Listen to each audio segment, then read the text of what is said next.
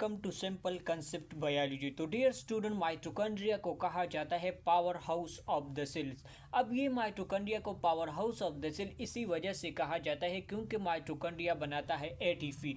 अब ये ATP production mitochondria में किस तरह से होता है, तो यहाँ पर माइटोकॉन्ड्रिया में एक स्पेशल स्ट्रक्चर होता है जो कि एटीपी की प्रोडक्शंस करता है। इसी स्ट्रक्चर को कहा जाता है ऑक्सीसोम्स। तो ऑक्सीसोम्स हमारे पास एक स्पेशलाइज स्ट्रक्चर है जो कि माइटोकॉन्ड्रिया में पाए जाते हैं और ये माइटोकॉन्ड्रिया में एटीपी की सिंथेसिस करती है। तो यहाँ पर आप डिफिनेशन में भी देख सकते हैं, it is a lollipop like structure जो कि माइटोकॉन्ड्रिया के इनर मेम्ब्रेन में पाया जाता है। अब इसको ऑक्सीसोम इसी वजह से कहते हैं क्योंकि इलेक्ट्रॉन ट्रांसपोर्ट चेन होता है in the presence of oxygen. तो in the presence of oxygen basically ये एटीपी प्रोडक्शंस जो कि इलेक्ट्रॉन ट्रांसपोर्ट चेन में होती है, तो इसी वजह से इसको हम कहते हैं ऑक्सीसोम। ऑक्सीजन डिपेंडेंट बॉडी भी इसी कहा जाता है।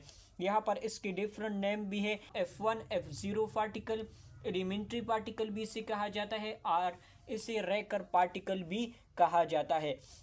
अब अगर इनकी लेंथ की बात की जाए तो माइटोकॉन्ड्रिया में इनका लेंथ होता है 10 नैनोमीटर एन लेंथ होता है। अगर नंबर की बात की जाए तो माइटोकॉन्ड्रिया में सिंगल एक ही माइटोकॉन्ड्रिया में राउंड अबाउट 10⁻⁴ से लेकर 10⁻⁵ F1 F0 पार्टिकल पाई जाती है। और ये इतनी ज़्यादा particle basically due to the cristae में जो इनर मेम्ब्रेन है इनमें फोल्डिंग होती है, इसी फोल्डिंग को हम क्रिस्टी कहते हैं। और ये इसी क्रिस्टी की वजह से इतने ऑक्सीसोम्स एक ही माइटोकॉन्ड्रिया में पाई जाती है। अगर स्ट्रक्चर की बात करें तो यहाँ पर हमने जनरलाइज स्ट्रक्चर भी इसका ड्रा किया हुआ है। स्ट्रक्चर में भी आप देख सकते हैं, ये है इसका हेड जिसको F1 पार्टिकल कहा जाता है, ये इसका स्टॉक है, ये जो दूसरा इसका जो प्रोटॉन फोर्स है जिसको F0 पार्टिकल कहा जाता है। अब ये जो F1 पार्टिकल है जिसको हेड कहा जाता है, इनमें बेसिकली पाए जाते हैं प्रोटीन सब यूनिट्स। डिफरेंट टाइप की प्रोटीन सब यूनिट्स यहाँ पर पाए जाते हैं। इनमें है first one that is alpha, beta, gamma, epsilon and delta. तो ये डिफरेंट यूनिट्स बेसिकली पाए जाते हैं in the head of oxysomes. इसके बाद आता है F0 पार्टिकल, 0 स्टैंड पर ओलिगोमाइसिन। ये है बेसिकली एक स्मॉल फोर्स है जो कि प्रोटॉन्स को बेसिकली क्या करते हैं, पास आउट करते हैं। इसी फोर को बेसिकली ओलिगोमाइसिन हमारे पास एक इनहिबिटरी एजेंट है, इसको ब्लॉक कर देता है। तो इसी वजह से इसको कहा जाता है F0 पार्टिकल। इसके अलावा 2,4 डाइनाइट्रोपिनोल्स भी है जो कि इस F0 पार्टिकल को या इस प्रोटॉन फोर्स को ब्लॉक कर देता है, जिसकी वजह से एटीपी की प्रोडक्शन स्टॉप हो जाती है। अब हम देखते हैं कि माइटोकॉन्ड्रिया में ये ऑक्सीसोम्स कहाँ पर लोकेटेड है।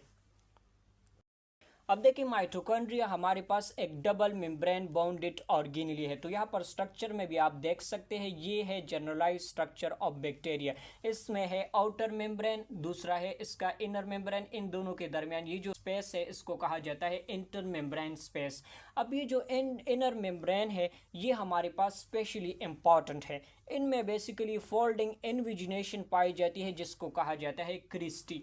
अब यही cristae basically surface area increase करते हैं बार द रिएक्शंस, क्योंकि डिफरेंट टाइप की रिएक्शंस यहाँ पर होते हैं। अब इसी माइटोकॉन्ड्रिया के इनर मेम्ब्रेन को थोड़ा सा हम और जूम करते हैं और देखते हैं कि किस तरह से ऑक्सीसोम्स लोकेटेड है और किस तरह से ये एटीपी की सिंथेसिस करती है।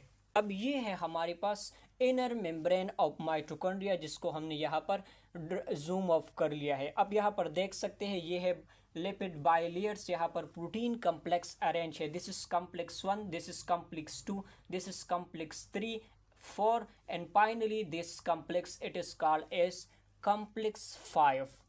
अब देखते हैं कि ये एटीपी किस तरह से बनती है। यहाँ पर देखें हमारे पास जो क्रेब्स साइकिल है, ग्लाइकोलिसिस है, लिंक रिएक्शंस है, तो इसमें बेसिकली बनते हैं रिड्यूस को एंजाइम जिसको कहा जाता है NADH एंड FADH2। ये सारे जो रिड्यूस को एंजाइम है वो यहाँ पर आते हैं, इन्हीं से बेसिकली इनके ऑक्सीडेशन से हम एनर्जी बनाते हैं।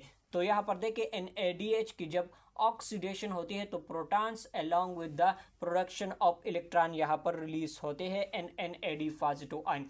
अब यही इलेक्ट्रॉन बेसिकली इन कम्प्लेक्स में जाता है। इसी तरह से FADH2 की जब ऑक्सीडेशन होती है तो इनसे भी इलेक्ट्रॉन रिलीज होते हैं एंड प्रोटॉन। तो इसके इलेक्ट्रॉन FADH2 के इलेक्ट्रॉन बेसिकली कम्प्लेक्स 2 में आ जाते हैं, जबकि NADH के इलेक्ट्रॉन आते हैं कम्प्लेक्स 1 की तरफ। तो इनमें प्लेविन मोनोन्यूक्लियोटाइड आयरन सल्फर सेंटर से यहाँ पर iron sulphur centre, cytochrome B, cytochrome C1, cytochrome A and cytochrome A3।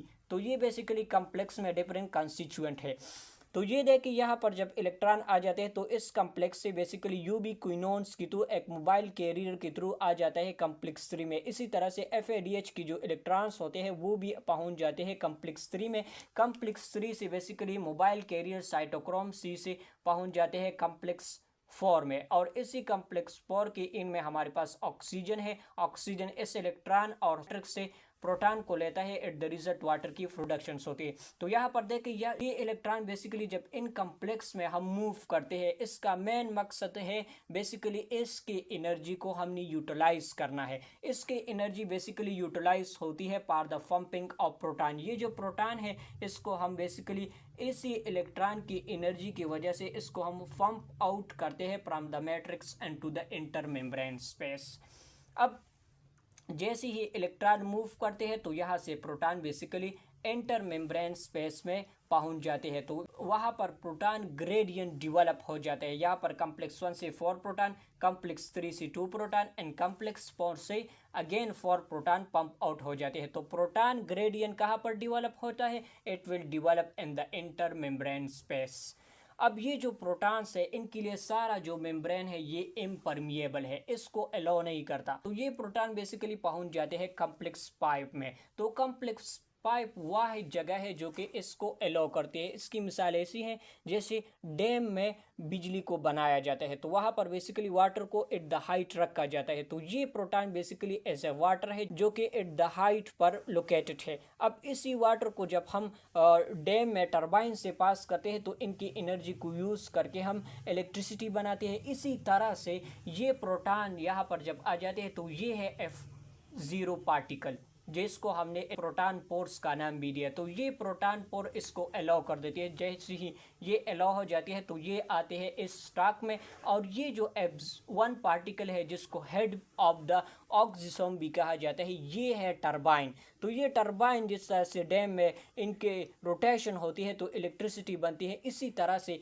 इसी प्रोटॉन में भी एनर्जी होती है। तो ये जब यहाँ पर पहुँच जाते हैं तो ये F1 पार्टिकल ये रोटेट करता है, और इसी के रोटेशन की वजह से बेसिकली एनर्जी जनरेट होती है, और यही एनर्जी बेसिकली यूज होती है for the combination of ADP with the inorganic phosphate. At the result हमारे पास ATP की प्रोडक्शन होती है। So this is overall about the oxysome F1 और F0 particle. Thank you so much for watching.